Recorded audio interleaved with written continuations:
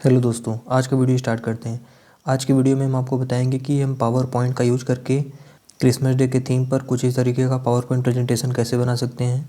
मतलब Christmas day के theme पर कुछ इस तरीके का एनिमेशन हम पावर पॉइंट में बिल्कुल आसान तरीके से बना सकते हैं।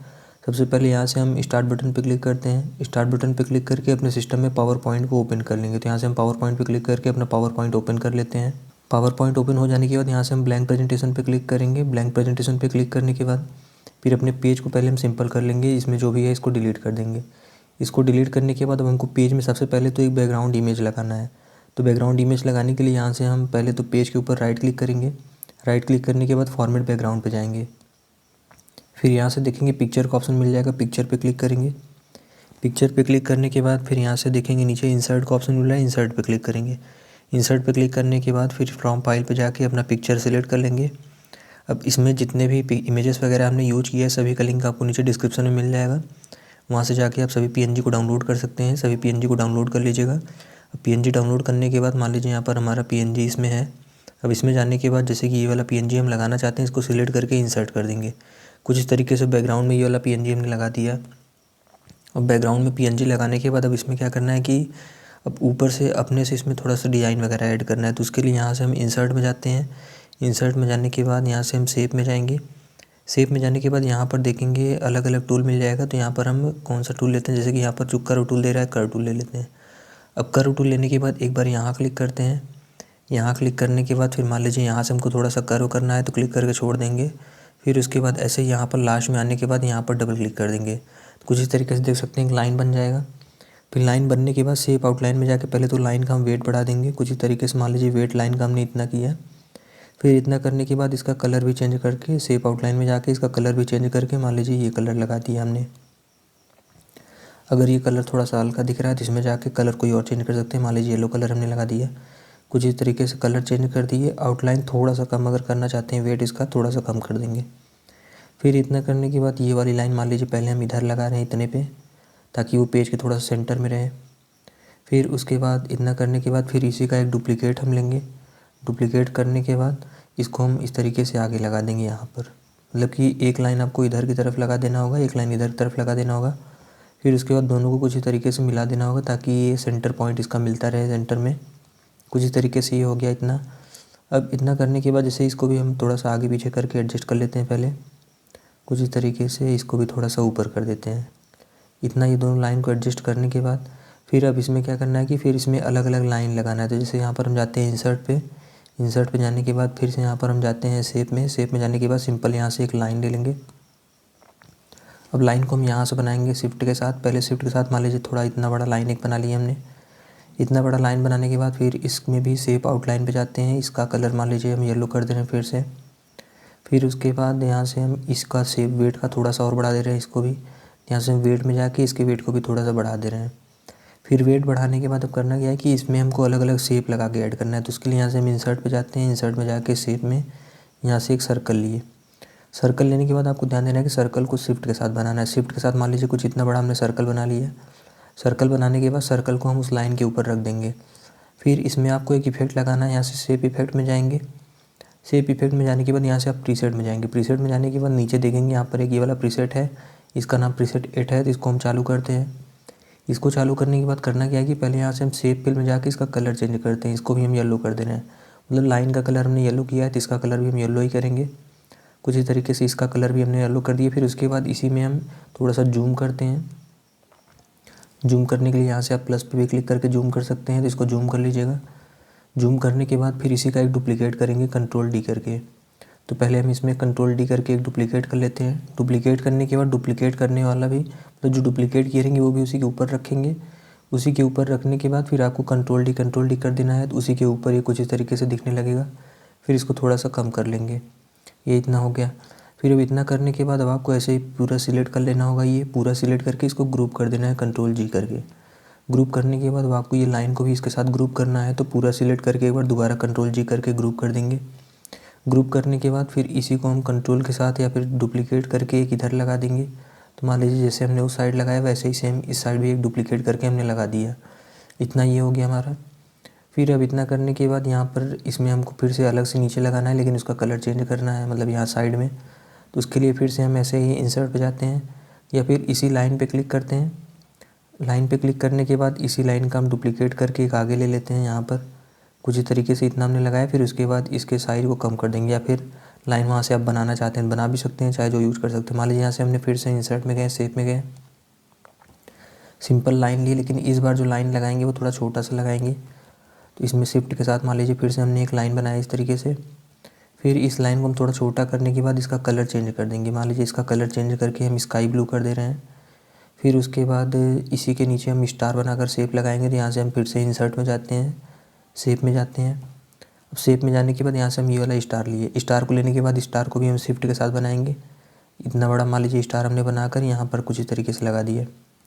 फिर स्टार लगाने के बाद अब इसका भी हमको वही सेम जैसे इस वाले में हमने इफेक्ट लगाया वैसे सेम इसमें भी लगाना है।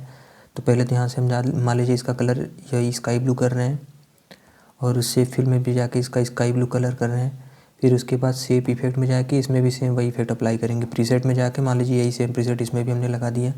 इसमें लगाने के बाद फिर वही सेम प्रोसेस करना है। इसको पहले डुप्लीकेट करिए। डुप्लीकेट करने के बाद इस डुप्लीकेट वाले को पहले इसके ऊपर रख दीजिए जो पुराना वाला हमारा बना है। फिर इसी पे कंट्रोल डी कर देंगे, थोड़ा सा डार्क हो जाएगा। फिर पूरा सिलेक्ट करके इसको ग्रुप कर देंगे। ग्रुप करने के बाद अब इसको थोड़ा सा छोटा करते हैं। फिर इस पूरे को सिलेक्ट करके एक बार फिर से ग्रुप कर देते हैं। अब ग्रुप करने के बाद इसका भी एक डुप्लीकेट करके हम इस साइड लगा देंगे। तो कुछ इस तरीके से यहाँ पर इसको भी हमने लगा दिया। फिर अब इतना करने के बाद इसी का एक छोटा सा हम और ले लेते हैं, कंट्रोल डी करके। यहाँ पर डुप्लीकेट करने के बाद एक सेंटर में हमने कुछ इस तरीके से लगाया। फिर इसको हम लाइन को छोटा करना है। कुछ इस तरीके से एक सेंटर में भी ग्रीन वाला लगा देंगे, ग्रीन कलर का। फिर इतना करने के बाद इस वाले को हम लास्ट वाले को सिलेक्ट करते हैं। फिर इसका एक डुप्लीकेट करते हैं। डुप्लीकेट करने के बाद इसको यहाँ लगाएंगे। अब यहाँ लगाने के बाद इसका कलर चेंज, पहले तो इसको थोड़ा छोटा करते हैं। इसको थोड़ा सा छोटा करने के बाद फिर इसका कलर चेंज करके इसका वाइट कर देंगे कलर। इसको भी थोड़ा सा एडजस्ट करके आगे करते हैं। फिर उसके बाद इस वाले का कलर चेंज करके वाइट करना है। तो यहाँ से हम शेप फॉर्मेट पे जाते हैं, शेप फिल पे जाते हैं, इसका कलर हम वाइट कर देते हैं। फिर ऐसे ही शेप आउटलाइन में जाते हैं, इसको भी वाइट कर देते हैं। इतना करने के बाद सेम इसी का फिर से एक डुप्लीकेट करिएगा। डुप्लीकेट करके इसको यहाँ लगा देंगे। फिर इतना प्रोसेस हमारा कंप्लीट हो गया। मतलब कि दोनों में सेम सेम करना है, जैसे यहाँ पर इस साइड कर रहे हैं वैसे सेम इस साइड भी करना है। फिर अब इतना करने के बाद इसमें हमको अलग अलग PNG वगैरह भी ऐड करना है। तो उसके लिए यहाँ से हम फिर से इंसर्ट पे जाते हैं। इंसर्ट पे जाने के बाद पिक्चर्स में जाते हैं। पिक्चर्स में जाकर दिस डिवाइस, फिर अपना PNG हम इंसर्ट कर लेंगे जो भी हमको लगाना रहेगा। आप भी डिस्क्रिप्शन से जाके PNG वगैरह पूरा डाउनलोड कर लीजिएगा। तो यहाँ से हम फिर से इमेज को सिलेक्ट करके इंसर्ट करते हैं। कुछ इस तरीके से हमारा ये PNG लग गया। फिर इसको थोड़ा छोटा करते हैं। पहले छोटा करने के बाद अब इस वाले PNG को मान लीजिए हमको इस साइड लगाना है। यहाँ पर कुछ इस तरीके से इस साइड हमने इस वाले PNG को ऐड कर दिया। फिर इसको ऐड करने के बाद थोड़ा सा और छोटा कर देते हैं। इसको मान लीजिए इतना छोटा हमने कर दिया, इतना। फिर इसमें वर्ड आर्ट लेके अब हमको लिखना भी है, तो यहाँ पर हम वर्ड आर्ट लेके इसमें लिख भी लेते हैं। इसको थोड़ा सा और छोटा करते हैं। थोड़ा सा और छोटा करने के बाद इसको इधर साइड में रख देते हैं। फिर इसमें वर्ड आर्ट लेके लिखना है, तो वर्ड आर्ट के लिए यहाँ से हम इंसर्ट पे गए। इंसर्ट पे जाने के बाद वर्ड आर्ट लिए। वर्ड आर्ट लेने के बाद यहाँ पर आपको मैरी क्रिसमस फिर से यहाँ पर लिख देना होगा। तो यहाँ पर मान लीजिए मैरी, फिर उसके बाद इंटर करके क्रिसमस।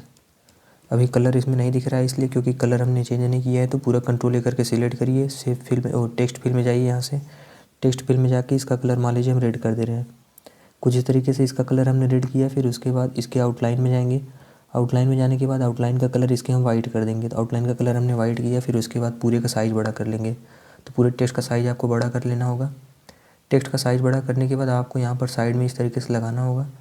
फिर अब यहाँ पर लगाने के बाद अब आपको इसको फ़ॉन्ट साइज़ वगैरह भी सही करना है उसके लिए। तो अब इतना करने के बाद इसको हमको एडजस्ट भी करना है। तो पहले यहाँ से हम सेंटा का साइज़ थोड़ा सा कम करते हैं। फिर इसका साइज़ कम करने के बाद हम पूरे टेक्स्ट को सिलेक्ट करते हैं। टेक्स्ट को सिलेक्ट करके इसका स्पेसिंग यहाँ से 1.0 रखिएगा। फिर उसके बाद टेक्स्ट का साइज़ थोड़ा सा और कम करते हैं। तो यहाँ से हम टेक्स्ट का साइज़ थोड़ा सा और कम कर लेंगे। कम करने के बाद टेक्स्ट को आपको यहीं पर सेंटर में कुछ इस तरीके से एडजस्ट कर देना होगा इसके पास। फिर इतना करने के बाद अब आपको यहाँ पर नीचे 2025 लिख के लगाना है। तो इसी का हम फिर से एक डुप्लीकेट कर लेते हैं। डुप्लीकेट करने के बाद इसको थोड़ा सा नीचे करेंगे। फिर इसमें लिख देंगे 2025 क्योंकि हम 2025 के लिए बना रहे हैं। फिर इसको थोड़ा सा नीचे करेंगे। नीचे करने के बाद अब आपको इसमें से फ़ॉन्ट स्टाइल चेंज करना है। तो यहाँ से हम फिर से होम पे जाते हैं। होम पे जाने के बाद आपको इसमें जो भी फ़ॉन्ट स्टाइल अप्लाई करना रहेगा, आप कोई भी फ़ॉन्ट स्टाइल अप्लाई कर सकते हैं। जैसे नीचे जाके देखिएगा जो भी फ़ॉन्ट स्टाइल आपको सही लगे, अब इसमें भी कोई भी एक फ़ॉन्ट स्टाइल अप्लाई कर लीजिएगा। तो मान लीजिए यहाँ से हम ये वाला फ़ॉन्ट स्टाइल इसमें लगाना चाहते हैं। तो इस तरीके से हमने ये वाला फ़ॉन्ट स्टाइल लगा दिया। फिर इसको लगाने के बाद अब जैसे कि यहाँ पर एक साइड में हमको फिर से एक क्रिसमस ट्री का लगाना है, तो इसके लिए फिर से हम इंसर्ट में जाते हैं, पिक्चर में जाते हैं, दिस डिवाइस में जाके एक क्रिसमस ट्री का भी हम पिक्चर इसमें इंसर्ट कर लेते हैं। जैसे कि देख सकते हैं यहाँ पर लास्ट में हमने ये वाला PNG रखा है, तो आपको PNG सभी मिल जाएगा, डाउनलोड कर लीजिएगा आप भी। फिर उसके बाद इसका साइज़ पहले थोड़ा सा कम करेंगे। साइज़ कम करने के बाद फिर इसको हम यहाँ पर कुछ इस तरीके से लगा देंगे। यहाँ पर हमने इतना लगा दिया। फिर लास्ट में यहाँ पर बचता है गिफ्ट वगैरह लगाने का, तो उसके लिए हम फिर से इंसर्ट में जाके पिक्चर में जाके एक गिफ्ट का भी पिक्चर इसमें लगा लेंगे। तो यहाँ से मान लीजिए दिस डिवाइस में गए, अब गिफ्ट देख लीजिएगा। जैसे कि मान लीजिए हमको ये वाला गिफ्ट का इसमें PNG लगाना है, तो इसको हम इंसर्ट करके यहीं पर ऐड कर लेंगे। या फिर आपको ये वाला नहीं लगाना है, उसमें मतलब बैकग्राउंड कलर था, तो उसके लिए पिक्चर पे फिर से जाते हैं। पिक्चर में जाने के बाद फिर से यहाँ आपको कोई दूसरा देख लेना होगा। जैसे कि मान लीजिए हम ये वाला लगाना चाहते हैं, इसको सिलेक्ट करके इंसर्ट किए। इंसर्ट करने के बाद छोटा करके यहीं नीचे रख देंगे। मतलब आपको उसमें से जो भी सही लगे, ज़रूरी नहीं है, तो यहाँ पर मान लीजिए जो भी सही लगेगा बस इस तरीके से लेकर यहीं पर लगा देंगे सेंटर में। तो इतना हमारा कंप्लीट हो गया। फिर उसके बाद हमारा बचता है एनिमेशन लगाना। तो एनिमेशन लगाना कैसे है वो भी देख लीजिए। पहले इस पूरे स्लाइड का हम डुप्लीकेट करेंगे। शॉर्टकट है Ctrl+Shift+D। Ctrl+Shift+D जैसे यूज करेंगे देखिए स्लाइड का डुप्लीकेट बन जाएगा। फिर इसमें आपको ध्यान देना है कि पहले दूसरे स्लाइड में जाएंगे। दूसरे स्लाइड में जाने के बाद आपको सभी का कलर चेंज करना है। यहाँ से हम इस पर क्लिक करते हैं, फिर सेव फॉर्मेट पे जाते हैं। सेव फॉर्मेट पे जाने के बाद सेव फिल में जाके इसका कलर चेंज करके मान लीजिए हम वाइट कर दे रहे हैं। वाइट करने के बाद इसके आउटलाइन में भी जाके इसका भी कलर हम वाइट कर दिए। फिर इतना करने के बाद इस वाले सेव पे क्लिक करते हैं। इसके सेव फिल में जाके इसका कलर चेंज करके इस बार मान लीजिए हम येलो कर दे रहे हैं। मतलब जो कलर है वो कलर हटा के कोई और कलर कर देना है। येलो कर दिए। फिर ये मान लीजिए ये वाला वाइट है, इसको भी हमको चेंज करके कोई और कलर करना है, तो मान लीजिए हम इसमें स्काई ब्लू कर दे रहे हैं। कुछ इस तरीके से इसमें हमने ये किया है। फिर इसके आउटलाइन में भी स्काई ब्लू कर दिए। ये वाला ग्रीन कलर का है, इसको भी चेंज करके मान लीजिए हम इसका कलर यहाँ पर इसमें से कोई भी ऐसे ही अप्लाई कर दे रहे हैं। सेम वही कलर सेम इसमें भी अप्लाई करेंगे। फिर इतना करने के बाद अब ऐसे इस पर क्लिक करते हैं। मतलब इसमें जितने भी हमने शेप वगैरह लगाया है कुछ इस तरीके से सभी का कलर चेंज कर देना है।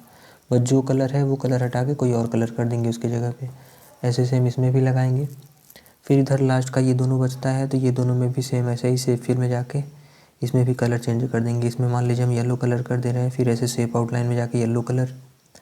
सिर्फ एक और ऐसे लास्ट का बचता है, इसको भी हम क्लिक करते हैं। क्लिक करके इसमें भी मान लीजिए वाइट कलर कर देंगे। फिर से यहाँ शेप फिल में जाके वाइट किए, शेप आउटलाइन में जाके वाइट किए। अब इतना करने के बाद टेक्स्ट का भी कलर चेंज करना है, तो टेक्स्ट के लिए Ctrl+A करके सिलेक्ट करिए। टेक्स्ट को सिलेक्ट करने के बाद यहाँ से शेप फिल में जाइए, मतलब टेक्स्ट फिल में। टेक्स्ट का कलर मान लीजिए हम येलो कर दे रहे हैं। फिर इसमें आउटलाइन का कलर हम रेड कर दे रहे हैं। कुछ इस तरीके से इसका कलर चेंज कर देंगे। फिर Ctrl+A करके ऐसे इसका भी कलर चेंज कर देंगे। मतलब आपको सभी का कलर कुछ इस तरीके से चेंज कर देना है।